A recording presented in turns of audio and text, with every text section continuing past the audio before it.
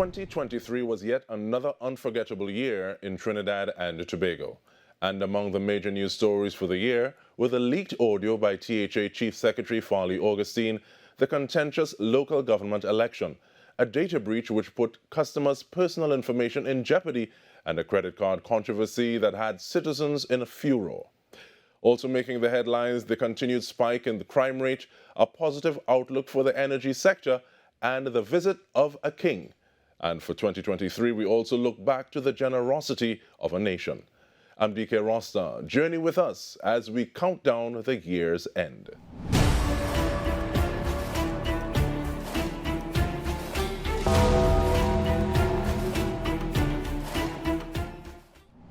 In May this year, controversy regarding a leaked audio recording of the Tobago House of Assembly or THA Chief Secretary Farley Augustine created a firestorm in Tobago. In the leaked audio, Mr. Augustine was allegedly discussing hiring persons under the THA to spread propaganda on behalf of the Tobago People Party. Sherilyn Lewis breaks down the details.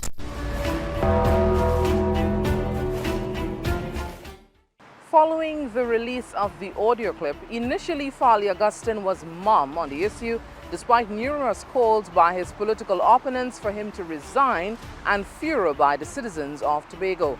Compounding this controversy, the police also stepped in to launch a probe into the matter.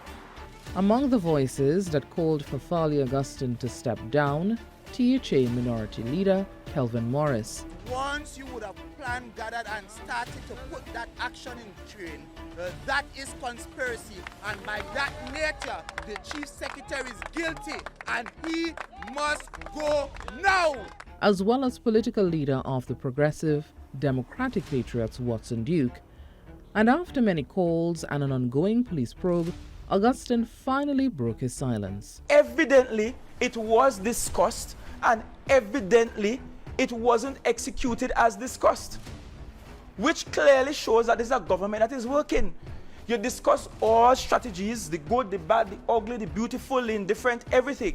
This then prompted Mr. Augustine to explore his legal options. I have since given my attorneys instructions to write the Commissioner of Police, the Director of the Police Complaints Authority, the President of the Republic, the Director of the Public Prosecution, and any other agency responsible for carrying out justice in this country. Following this turn of events, as of August 2023, there were no official word regarding the findings of the police probe into Audiogate. I'm Sherilyn Lewis for TTT News, and this has been The Countdown.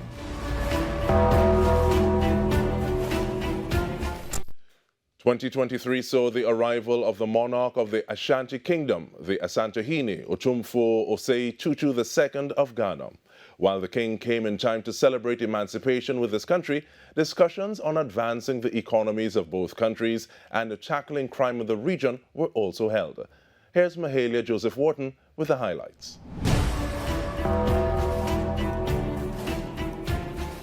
On July 30th, the Asantehene Otumfuo Osei Tutu II of Ghana received a welcome fit for a king. After all of the pomp and flair, it was time for his schedule to begin.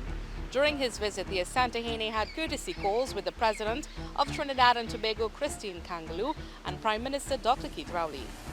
Dr. Rowley called for increased trade between Ghana and Trinidad and Tobago in the spirit of South-South cooperation to advance their economies. The Asantehene said given the resources available, it was important to draw on the positives to help the progressive development instead of focusing on the negatives. The highlight of his visit was his address at the Emancipation Village at the Queen's Park Savannah, where he called on the descendants of Africans all over the world to unite in the face of rising violence and the global scourge of drugs. In that address, he also congratulated Trinidad and Tobago on being first in the world to celebrate emancipation. On his final day, the Asantehene toured the University of Trinidad and Tobago's Point Lisas campus.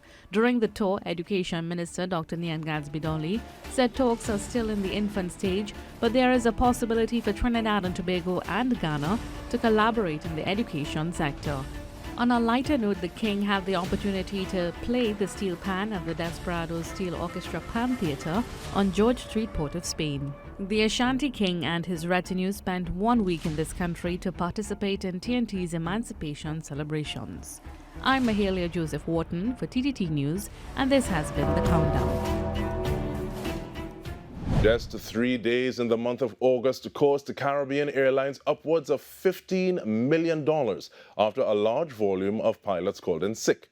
This came after negotiations between CAL and the TNT Pilots Association broke down. Sunalala takes a flight back in time.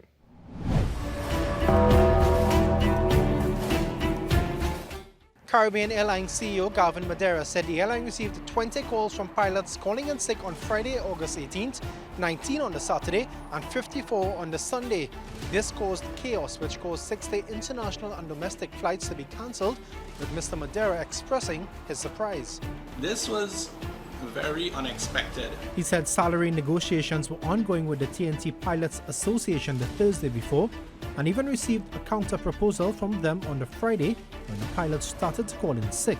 Initially, CAL, via a statement on Sunday, August 20th, said it was experiencing delays and cancellations to its services due to cockpit crew constraints. But the Pilots Association responded, saying it was unaware of any strike action taken by the pilot body. Many travelers, though, were left disappointed after being told their flight was cancelled. Attorneys representing Caribbean Airlines filed an injunction on Sunday, August 20th, which instructed CAL's pilots to immediately return to work. By Thursday, August 24th, Mr. Madeira said most flights were normalized, but has been a considerable cost to the airline. The initial numbers that we have in terms of hotels and putting everything together comes up to approximately 15 million TT. And that's what we've calculated so far. We haven't even considered the opportunity costs and the loss of trust from the customer base. I am Sonolala for TTT News. This has been The Countdown. For yet another year, crime remained a prevailing issue in the country. Home invasions and cyber attacks were also criminal offenses that captured the attention of citizens. By April, the country's propensity for crime was etched in stone as Trinidad and Tobago was ranked the 6th most criminal country according to World of Statistics. Here's more by Vivian Bowen.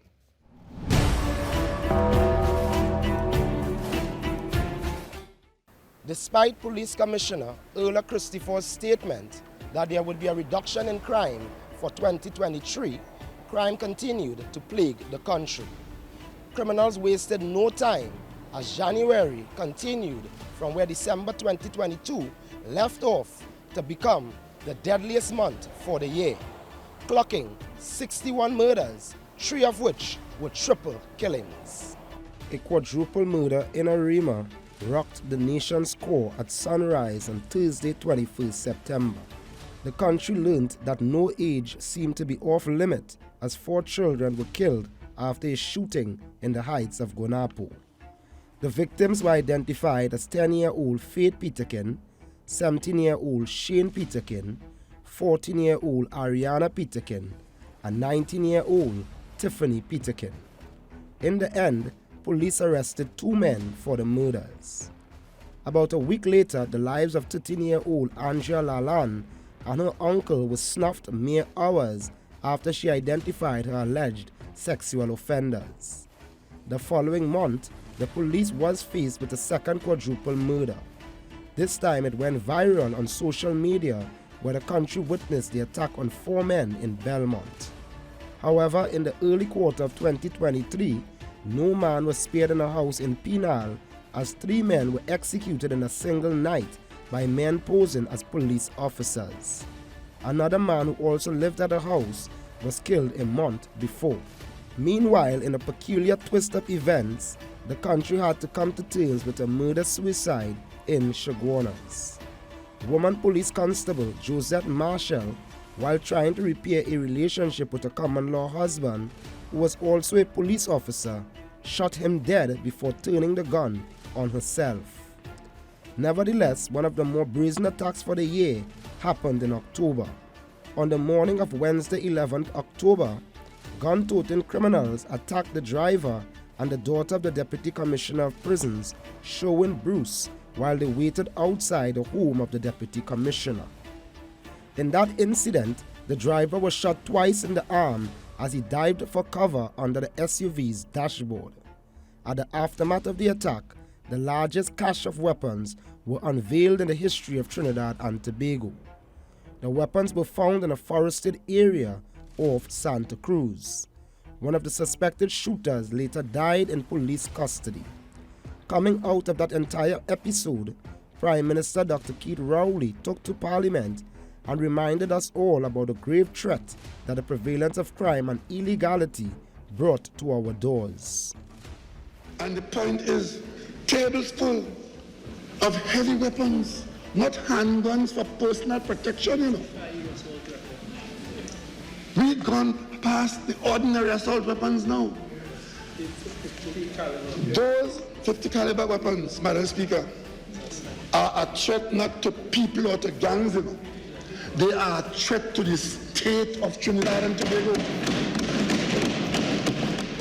And just when we thought it was all over and there would be an ease for the rest of the year, gun-toting gang members brought the reality of the year straight to our faces as they attacked rivals in broad daylight on a busy highway. With a pledge by top cop Earl Christopher to stamp out crime, there is hope that 2024 will see less bloodshed. I am Vivian Bowen for TTT News, and this has been The Countdown. The Telecommunications Services of Trinidad and Tobago, TSTT, in their privacy policy, said they are committed to protecting customers' information. However, in October this year, something went wrong. PARI Roberts recounts the details.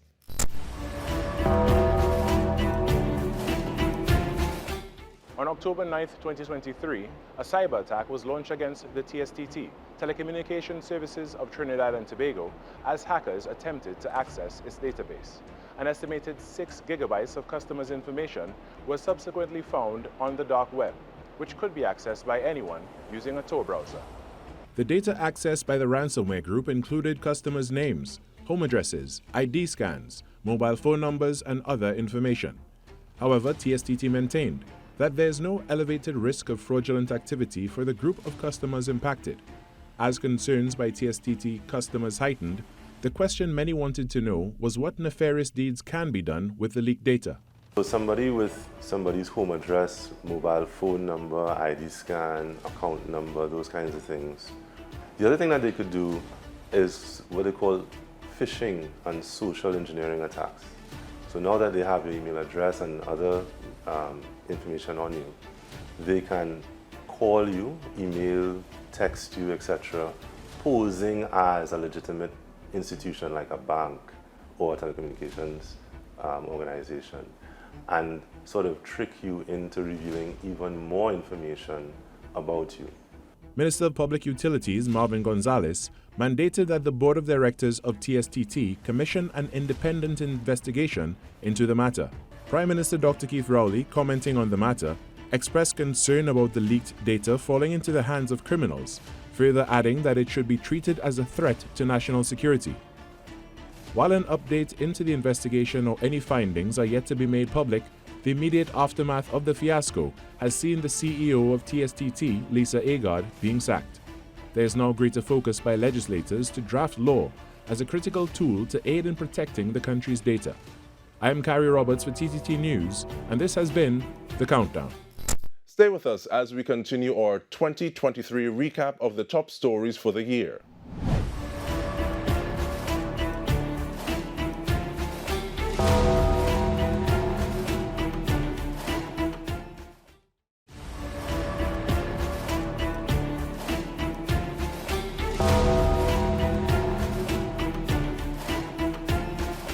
Welcome back. We continue counting down the top stories for the year. 2023 was a year of fruitful accomplishments after long negotiations for the country's energy sector. Terry Ann Brown-Campbell gives us insight.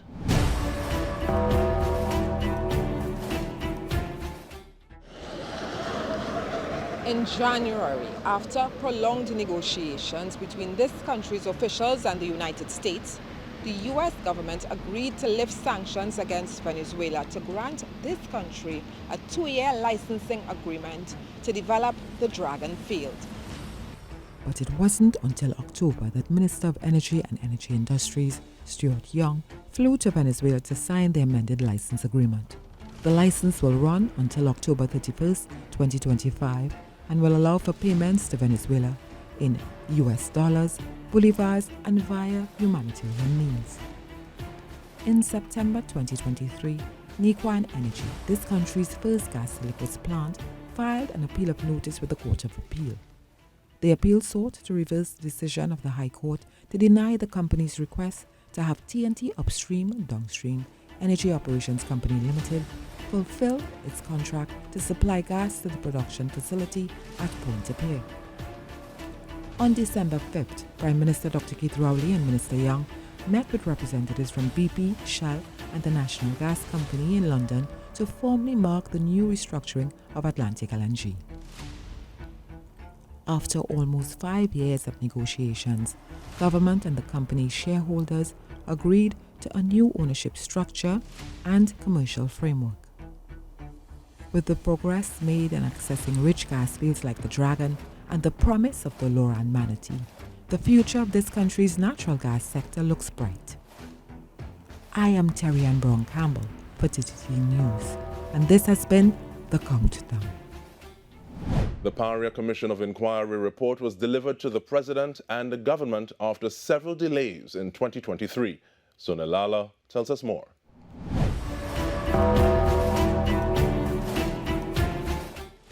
The PARI Commission of Inquiry picked up where it left off in January 2023 and closed all hearings within the first 2 weeks. There was some commotion early on, with PARI objecting to family members of the victims giving evidence at the inquiry. This was quickly criticized by attorney Prakash Ramada, saying it was an attempt to suffocate the voiceless. However, PARI's attorney, Gilbert Peterson, disagreed. The additional evidence, though, was allowed by the Commission. In his closing statement, Attorney Ramada called for the Commission to recommend criminal prosecution following the February 2022 incident. But attorney for PARI Fuel Trading, Gilbert Peterson, said such a call was outrageous.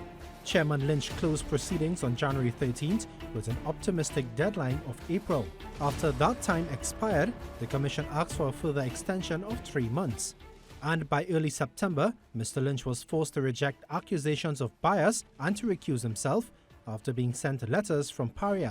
And keeping to his promise, on November 29th, Mr. Lynch said the report had been completed, insisting that government make the report public. The Commission chairman delivered the report to the President on November 30th, saying he's confident the truth is contained in the final document. As for his call to make the report public, he said that's up to government, but said the law does not permit for selective distribution. It's for everybody or nobody. I am Sonalala for TTT News, and this has been The Countdown.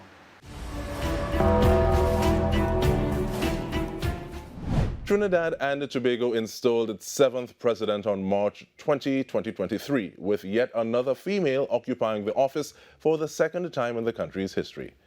Former President of the Senate, Christine Carla Kangaloo, became the lucky 7 after being voted in by the Electoral College on January 20, 2023. More in this report by Stacey Ann Providence.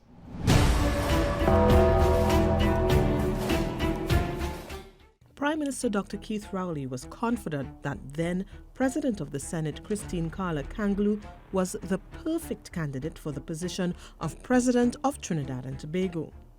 This means, in simple English, that the framers of this Constitution, the Constitution which I swear to uphold before I can enter into this office as Prime Minister, is that it is anticipated and it makes provision for a member of the House or the Senate to be considered, to qualify to be elected and to be voted into office as president in this country.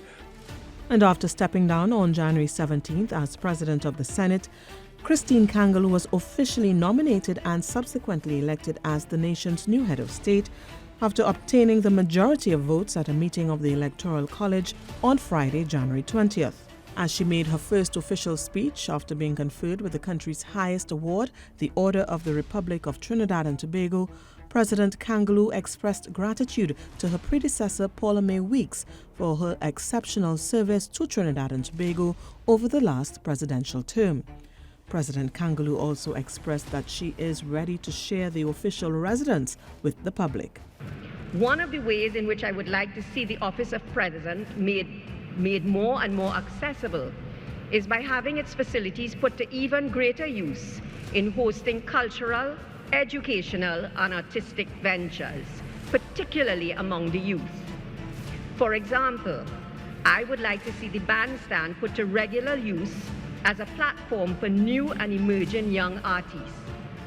In keeping with her promise, President Kangaloo hosted a free Mother's Day concert open to the public at the bandstand at President's House. She also hosted 2 children's storytime events at President's House in July and October.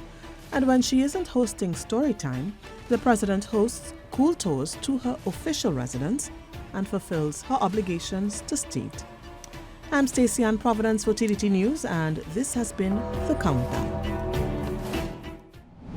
And on the political front, the local government elections was the talk of the town, which saw many surprises. To break down all that happened in politics for 2023, here's Karen Cozier-Phillip.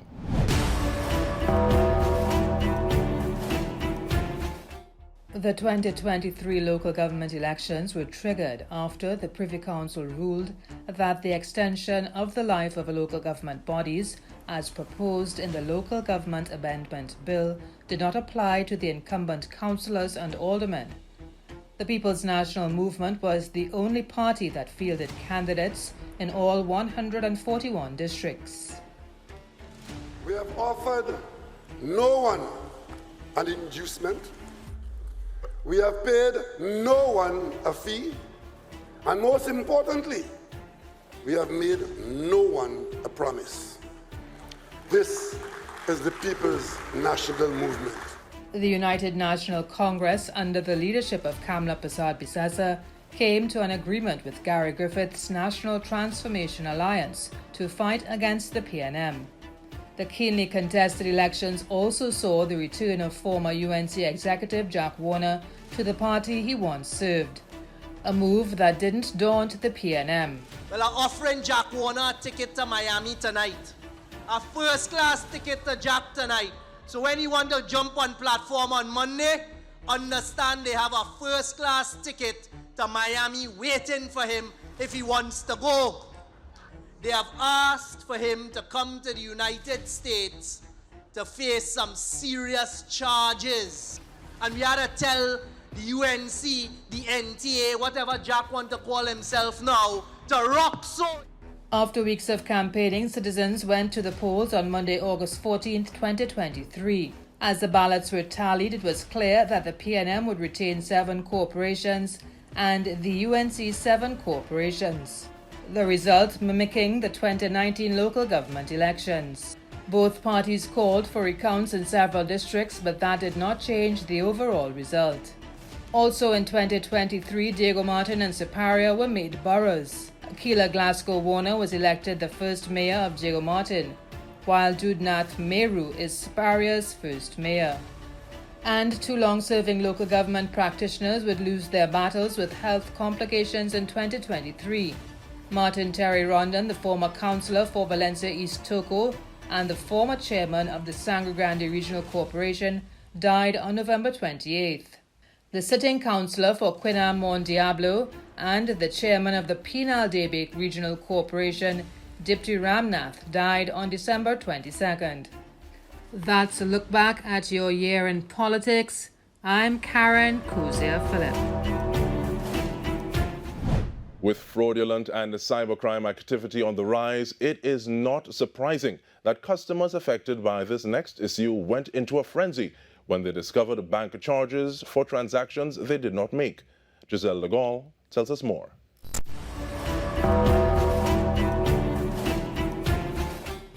Hundreds of PriceSmart members took to social media platforms on the weekend of October 14th, 2023, complaining of unknown credit card withdrawals.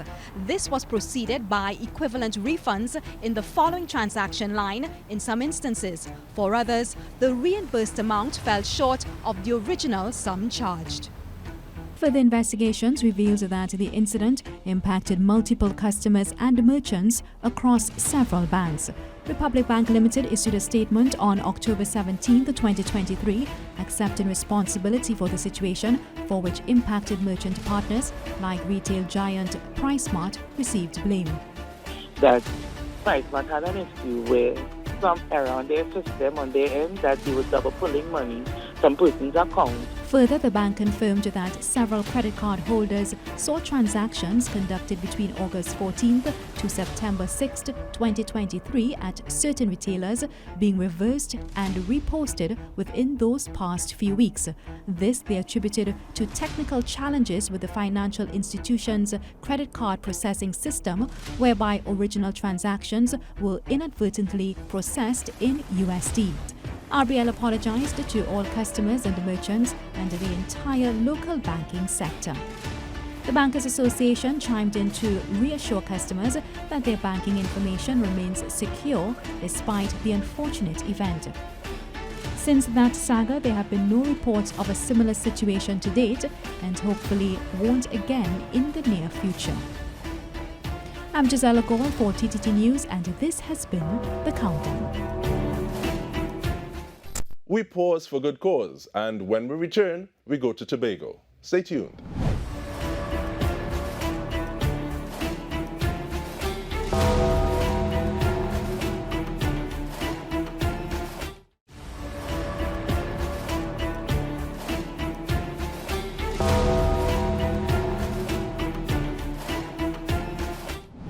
Welcome back to this year in review. 2023 was a year a new party was introduced to the political landscape in Tobago. This followed a period of political upheaval. Caricia Douglas tells us more.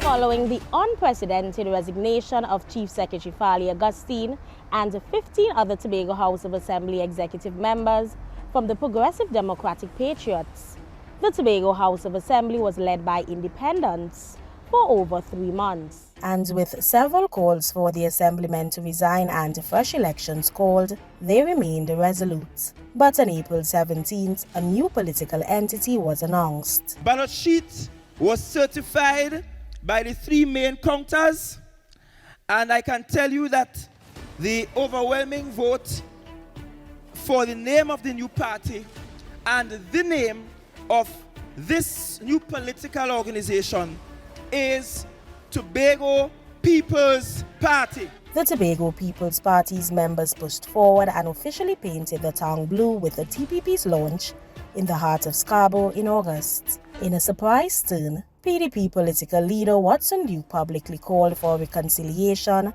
with his former deputy political leader. The time is ripe for us to discuss unity.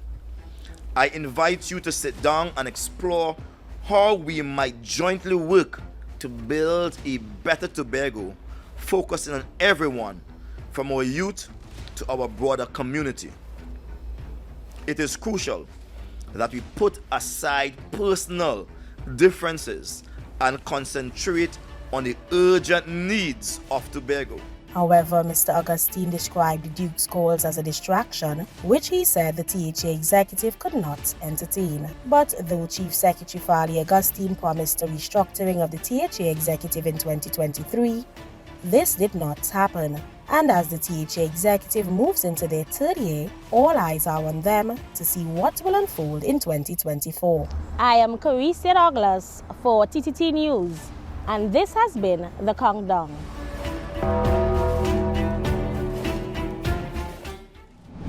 Out of all the bad news this year, we can remember at least a few moments of happiness when you ate those doubles, when the turtles nested this year, or when we returned to the stage, Carnival Monday and Tuesday. Marie-Therese Bernard breaks it all down.